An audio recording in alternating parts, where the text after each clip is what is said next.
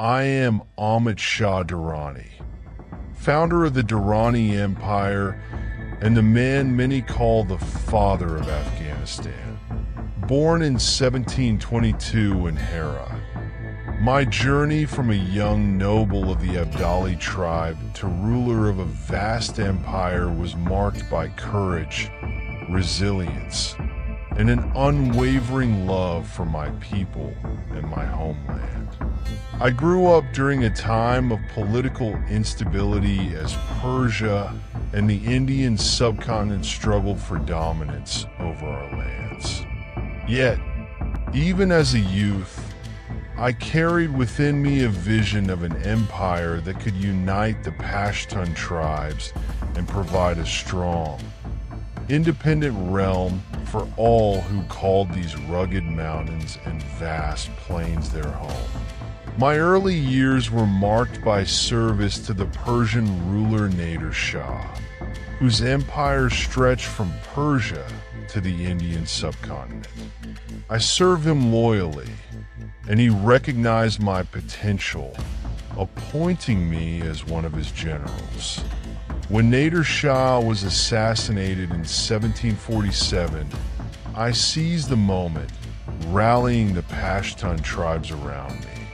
My people proclaimed me their leader at Kandahar, and it was there, under the sacred cloak of the Prophet Muhammad, that I took the title Shah and vowed to build an empire worthy of our people.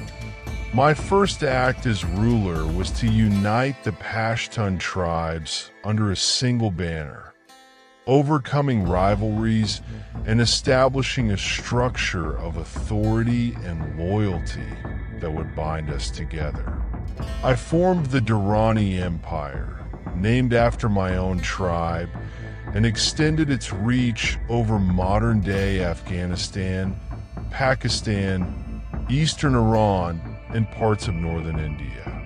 Kandahar became our capital, and from there, we expanded outward, establishing dominance over the cities of Kabul, Herat, and beyond. One of the defining chapters of my life was my expeditions into India. I launched a series of campaigns across the Indus River, reaching into the heart of India and clashing with the formidable forces of the Maratha Empire. My most significant and celebrated victory came in 1761 at the Third Battle of Panipat. Panipat was a grueling clash of empires, where my army of Pashtun, Baloch, and Rohillas faced the vast numbers and skill of the Marathas. The battle was fierce and costly, with both sides suffering massive losses. In addition to being a warrior, I was also a man of faith and a poet. My verses, written in Pashto, spoke of love for my people and the beauty of our homeland. As I say in my Love of a Nation poem, if I am called to the throne of justice, I shall reside there. But if I am needed on the battlefield, I shall gladly go. This was my ethos, a life spent in service to my people, whether in peace or war. The Durrani Empire, often regarded as the foundation of modern Afghanistan, was established by Ahmad Shah Durrani in 1747. Also known as Ahmad Shah Abdali, he is remembered as the father of the nation in Afghanistan due to his pivotal role in uniting the Afghan tribes and forming a powerful empire. The Durrani Empire at its height encompassed present-day Afghanistan, Pakistan, parts of northeastern Iran, eastern Turkmenistan, and northwestern India. Ahmad Shah Durrani's reign, 1747 to 1772, was marked by a series of military campaigns that expanded the empire and demonstrated his tactical brilliance. After his ascension, Ahmad Shah began uniting the Afghan territories. He swiftly captured Kabul and Peshawar, consolidating the core regions of his empire. His early victories earned him loyalty among the Afghan tribes, establishing his authority. Ahmad Shah Durrani's expansion into northern India was a defining aspect of his reign, driven by the region's immense wealth, strategic importance, and the political instability of the declining Mughal Empire. His military ventures into this area were calculated and often aimed at securing resources, allies, and influence rather than outright domination. Ahmad Shah's initial campaign into northern India began with an expedition into Punjab, a region rich in resources and strategically located. However, his advance was checked by Mughal forces, led by the capable commander Mir Munni Mir Sirhind. While this campaign did not achieve all its objectives, it exposed the vulnerabilities of the Mughal Empire and encouraged Ahmad Shah to return later with a more ambitious strategy. Ahmad Shah's next foray into northern India was far more successful. With the Mughal Empire continuing to weaken under the rule of Emperor Muhammad Shah, Punjab and Kashmir were left vulnerable. Ahmad Shah advanced with a well-prepared army, and after a series of swift victories, these territories were brought under his administration. The annexation of Punjab and Kashmir not only expanded the Durrani Empire's borders, but also provided access to vital trade routes and agricultural resources. In 1757, Ahmad Shah undertook a more ambitious campaign aimed at consolidating his influence over the Mughal heartlands. This campaign culminated in his forces entering Delhi, the symbolic seat of Mughal power. Ahmad Shah's occupation of the city was notable for its disciplined approach. While Delhi's immense wealth was taken, he refrained from wholesale destruction, seeking to avoid alienating the local population. Recognizing the fragile state of the Mughal Empire, Ahmad Shah reinstated Alamgir II as a nominal ruler, allowing the Mughal emperor to remain on the throne while Durrani forces maintained control over key regions. This strategy demonstrated Ahmad Shah's pragmatic approach to governance, as he sought to maintain stability while securing his interests. The Battle of Panipat was Ahmad Shah Durrani's most famous campaign.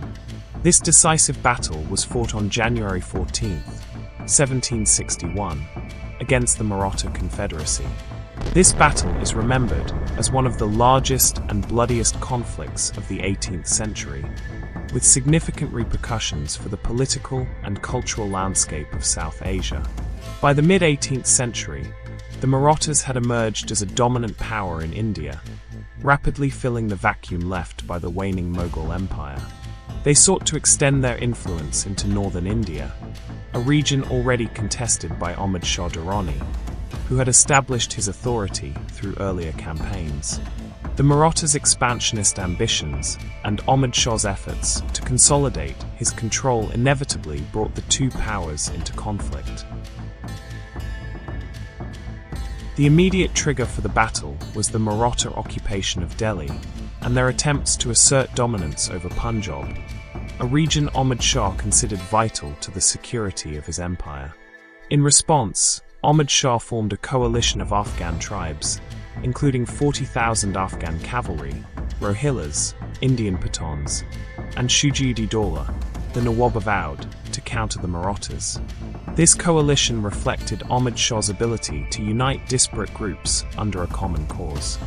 His army was well-trained and experienced in large-scale warfare, with a strong emphasis on mobile cavalry and artillery. The Marathas fielded an army of approximately 50,000 fighters, including infantry, cavalry, and artillery units. They were supported by a large number of camp followers, bringing their total contingent to around 200,000. The Maratha leadership included prominent figures such as Sadashivrov Bau and Vishwasrao, the heir apparent to the Peshwa. Ahmad Shah adopted a defensive posture, allowing the Marathas to make the first move. He strategically positioned his artillery in the center, protected by infantry and supported by flanking cavalry. The Marathas launched a series of aggressive charges, aiming to break through the Durrani lines, but Ahmad Shah's forces held firm. The Maratha Confederacy was left in shambles, and its influence in northern India was severely diminished. However, Ahmad Shah was unable to fully capitalize on his victory. The immense cost of the battle and the logistical challenges of maintaining a distant empire forced him to withdraw from northern India. This withdrawal left a power vacuum that would later be filled by emerging forces, such as the British East India Company and the Sikh Empire.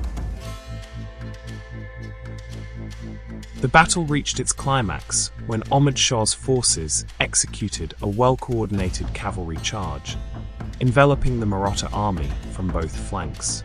Sadoshivrov Bau and Vishwasro led a desperate counterattack, but were killed in the melee. The loss of their leadership caused panic and disarray among the Maratha ranks, leading to a devastating rout. The Battle of Panipat remains a symbol of both triumph and tragedy, showcasing the heights of military strategy and the depths of human suffering. For Ahmad Shah Durrani, it was the crowning achievement of his career, cementing his legacy as one of the most influential rulers of his time. However, the battle's broader consequences reshaped the political landscape of South Asia, setting the stage for new powers to emerge in its aftermath.